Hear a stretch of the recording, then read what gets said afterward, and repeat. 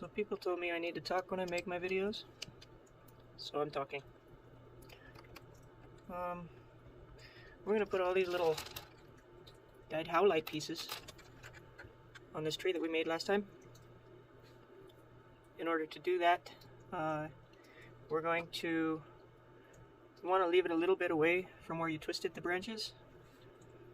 And to make that work, we're just gonna jerk a little kink in the wire just a little ways up so it looks like a bit of a branch before the leaves start. And I'll show you how that works real quick. We'll just take our round nose pliers and twist it around the tip of your pliers, like so. If I can get my camera to focus, just like that. Now you have this little circle in your wire, right there.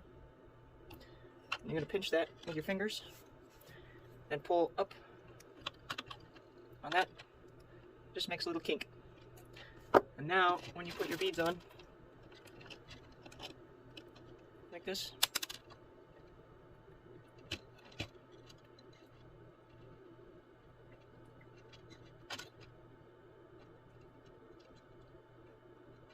it leaves you with a little bit of a branch there before your leaves start. So that's that. I'm gonna go ahead and do this, and I'll show you how to finish it up.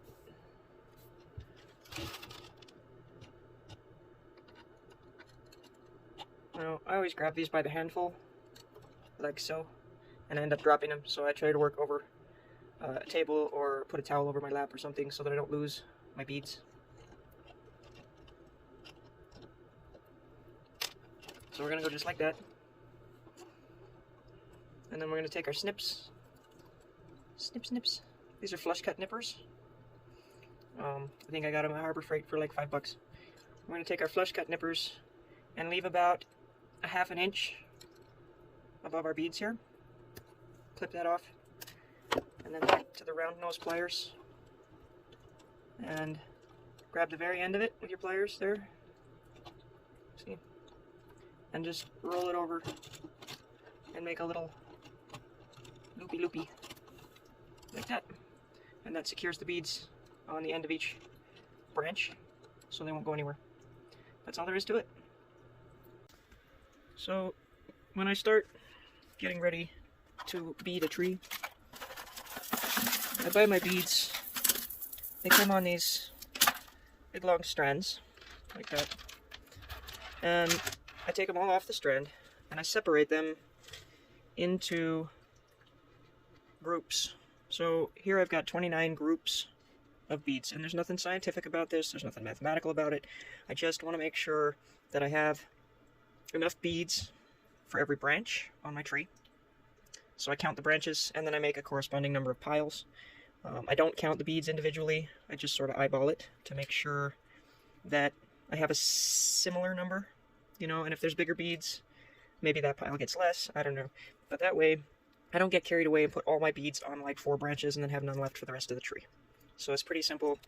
And then, you know, just pull your one pile of beads away, you know, separate it out to the side, and just use that pile until you're finished with your branch, and move on to the next one, and so on. Yeah. I had to take a break there for a minute, put some goop on my angry fingers. Arthritis is no fun.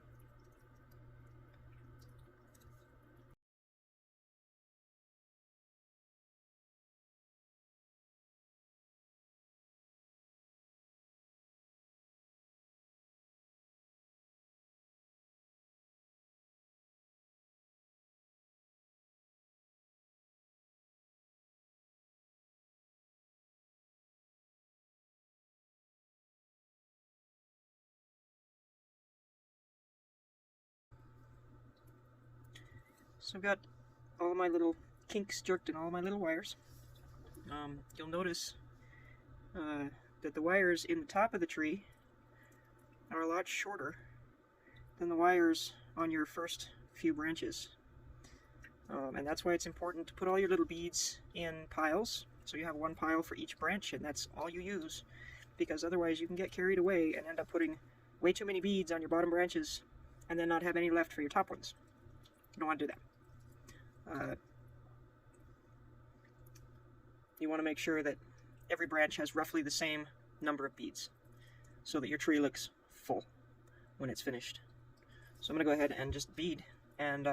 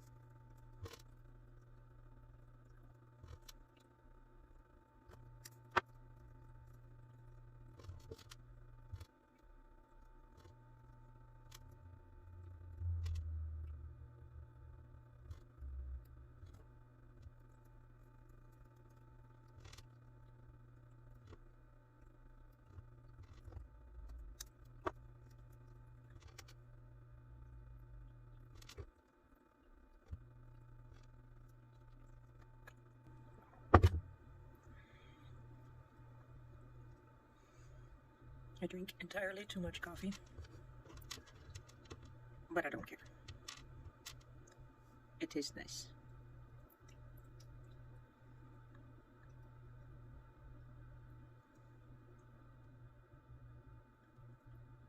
Sometimes these beads are drilled at weird angles, so it takes a minute to figure out how to get them to slide on the wire.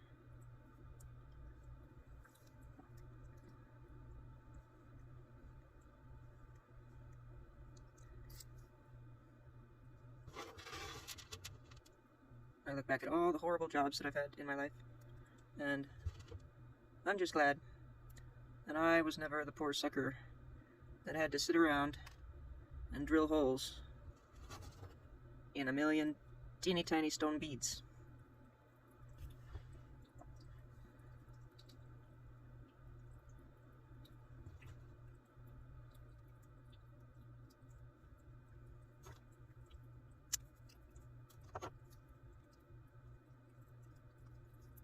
So that's about half the tree done.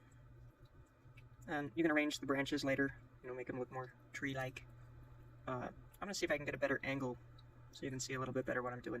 So, right back.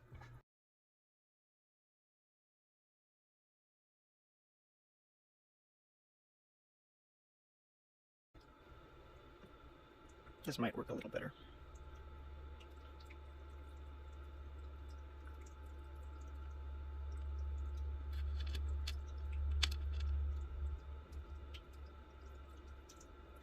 I'm sorry if my camera's a little obnoxious.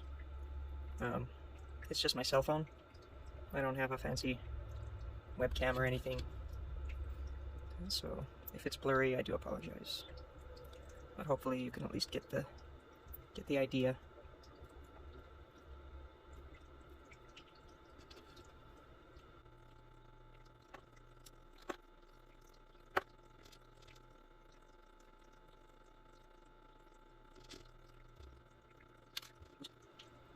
That happens sometimes.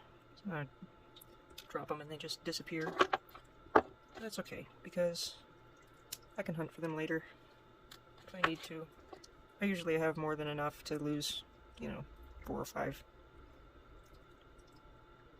So, it's not a big deal.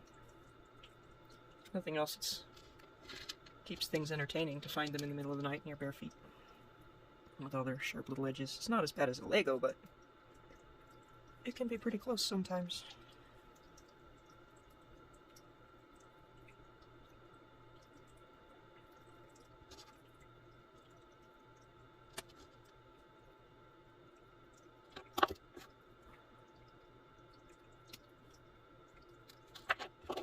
So I usually try and work one grouping of branches at a time, but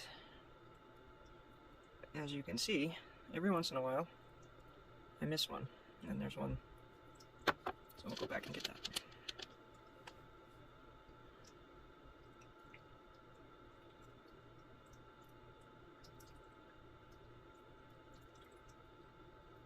It's got a kink in it right there.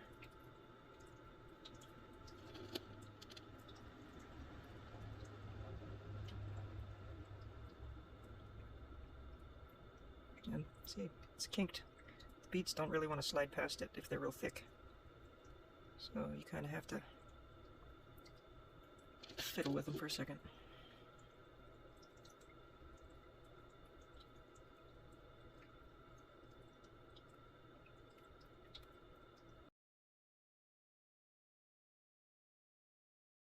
Almost done.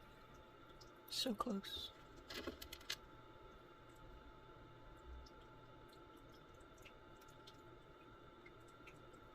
I always leave the lower branches for last here, because if for some reason you drop a lot of beads, or you miscounted your piles,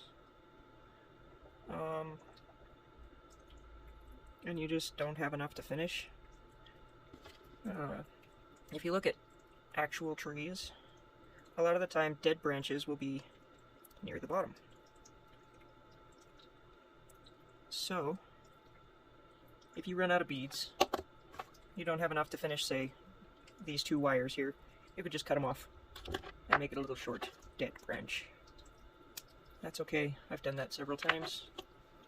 It is actually not terrible to look at.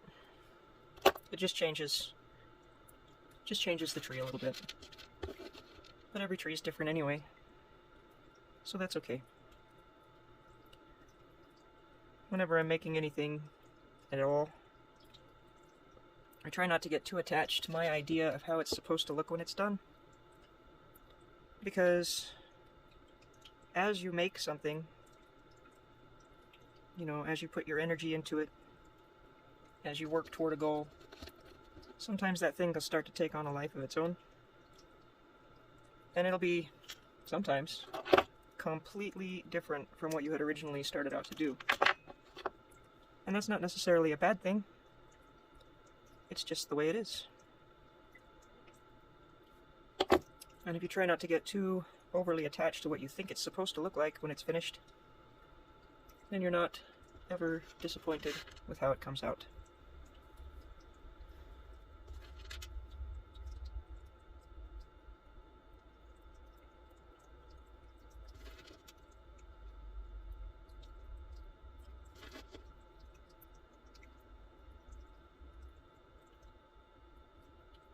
You see. Do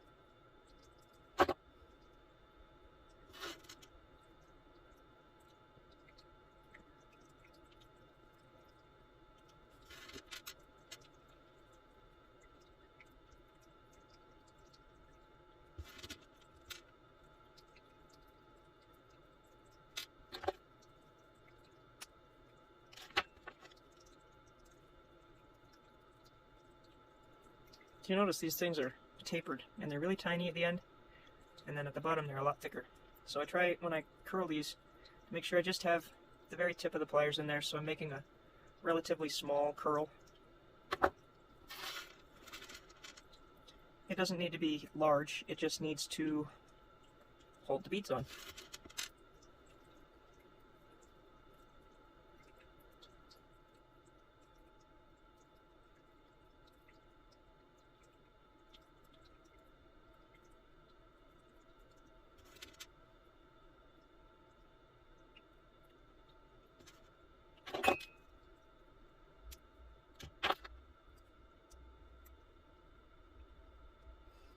I don't know if you noticed right there, my coil wasn't exactly tight.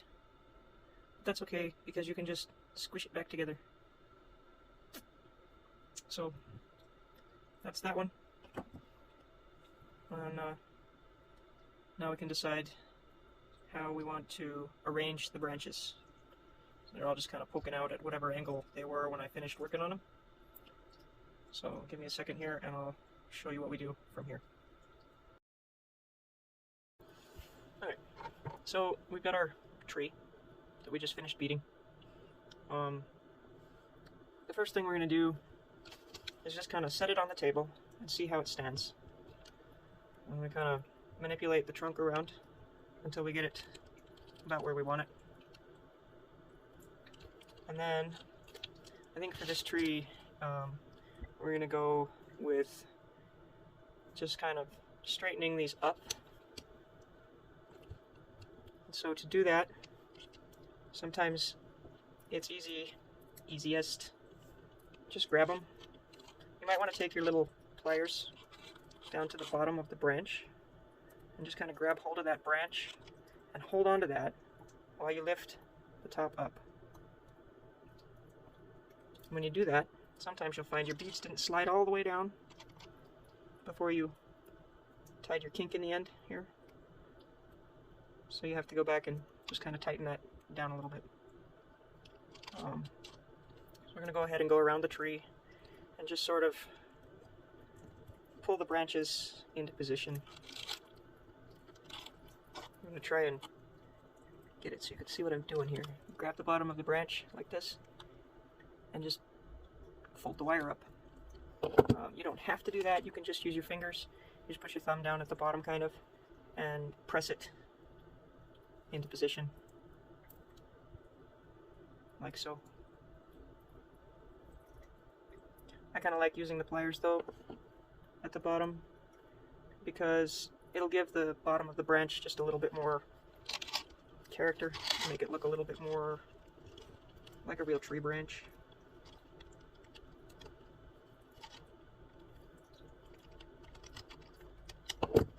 The other thing that you want to think about is when a tree is growing, the branches don't want to be too crowded. You know, you want some separation between them because branches on a real tree, they don't like to compete for sunlight. So you just kind of separate them out just a little bit. Give each little pad of branches just a little bit of definition. And then what I like to do is just sort of go around the tree and make them all sort of curve up. And you just, you know, put your finger in the middle of the branch and just kind of bend it just a little bit. And sometimes the beads don't want to let the wire bend. Just flick them, get them to turn just a little bit on there. And there it is. Kind of a real looking sort of tree. Again, this is dyed howlite, I'm pretty sure. It is not turquoise. It looks like turquoise. And the wire that I'm using is a brass-plated copper with an anti-tarnish finish, so that this tree is not going to get old and dirty looking as time goes on. It's anti-tarnish, so you won't have to sit there and scrub it with Tarnex or some such thing. You can use the natural copper. I kind of like the way that the natural copper, the Barrett copper wire ages over time, but some people don't. So it's up to you, really. So there's that one, and we'll show you the next step later.